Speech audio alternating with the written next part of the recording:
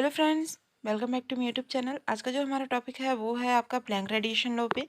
ये जो आपका लॉ है वो क्या है, ब्लैक बॉडी रेडिएशन से मिलता जुलता है। तो ब्लैक बॉडी रेडिएशन अगर आपने मेरा वीडियो देखा हुआ है तो ये आपको अच्छे से समझ आएगा। ये जो नोट है वो, तो ब्लैक बॉडी रेडिएशन में हमने क्या देखा, कोई ब्लैक बॉडी है, ठीक है, ब्लैक कलर का कोई वस्तु है या कोई ऐसी वस्तु है जो ब्लैक बॉडी अपने में प्रदर्शित करता है। तो यहाँ पे हो क्या रहा है कि हम यहाँ सूर्य की किरण डालते हैं इस लो में। दरअसल हो क्या रहा है, सूर्य का प्रकाश डालते हैं किसी ब्लैक बॉडी पे, ठीक है। तो उससे क्या निकलता है, एक रेडिएशन निकलता है या बोल सकते हैं एक एनर्जी निकलती है, जिसमें हम क्या करते हैं, क्वांटम उसमें उपस्थित होते हैं और इसी क्वांटम में पूरी एनर्जी रहती है।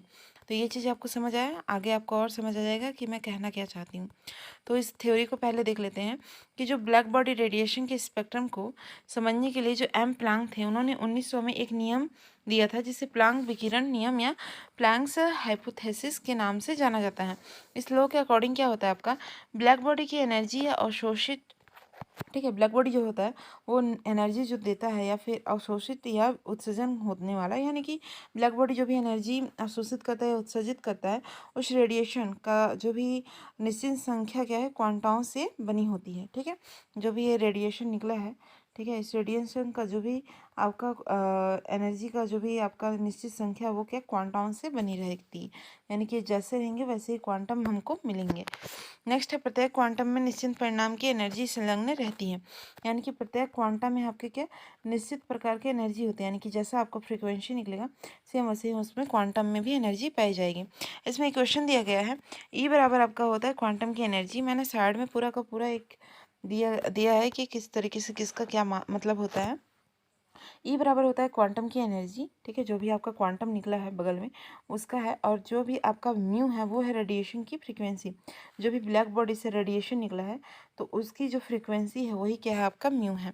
इसको हम सॉल्व करेंगे तो आपका ई बराबर एच हो गया। एच क्या है, आपका प्लैंक कांस्टेंट है। इसी के अकॉर्डिंग क्या है, पूरा का पूरा प्लैंक रेडिएशन लॉ निर्भर है, ठीक है। तो इस इन्हीं के द्वारा इस पूरे के पूरे रेडिएशन को शो किया गया है, इस पूरे के पूरे थ्योरी को समझाया गया है। बहुत बड़ी थ्योरी नहीं है, छोटी सी थ्योरी है।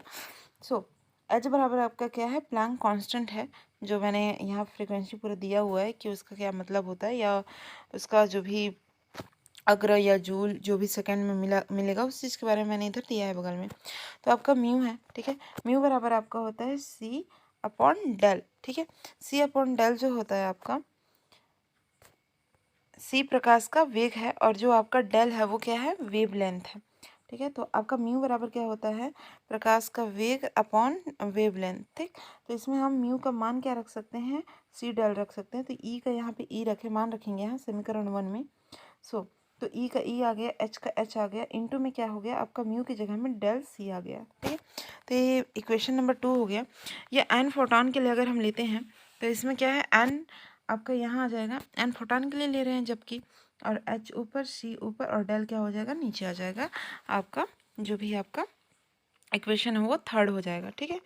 समीकरण थर्ड बन गया। अब नेक्स्ट हम देखते हैं कि जो आपका ब्लैक बॉडी रेडिएशन है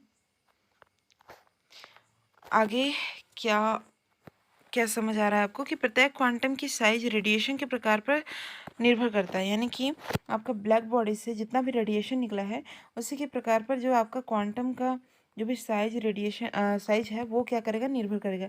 जैसा आपका यहाँ पे आपका रेडिएशन निकलेगा सेम वैसे ही क्या होगा, क्वांटम की साइज पे इफेक्ट पड़ेगा।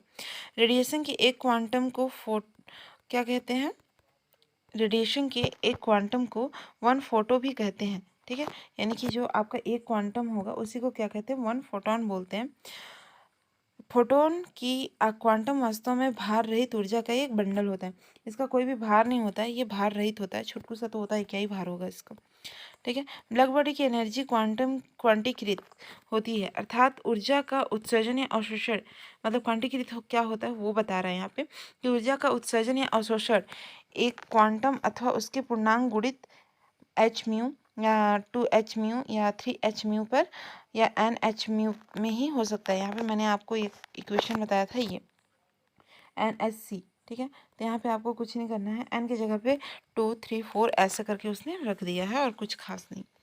नेक्स्ट देखते हैं, ब्लैक बॉडी की एनर्जी क्वांटीकृत होती है, ठीक है, इसको तो मैंने बता दिया। ब्लैक बॉडी के द्वारा उत्सर्जित तथा अवशोषित विकिरण की आवृत्ति तथा एनर्जी में संबंध दर्शाते हुए प्लांक ने नियम व्यंजन उत्पन्न किया जो प्रायोगिक परिणामों को स्पष्ट करता है, यानी कि ये जो व्यंजन है वो कुछ परिणाम को क्या करता है, स्पष्ट करता है।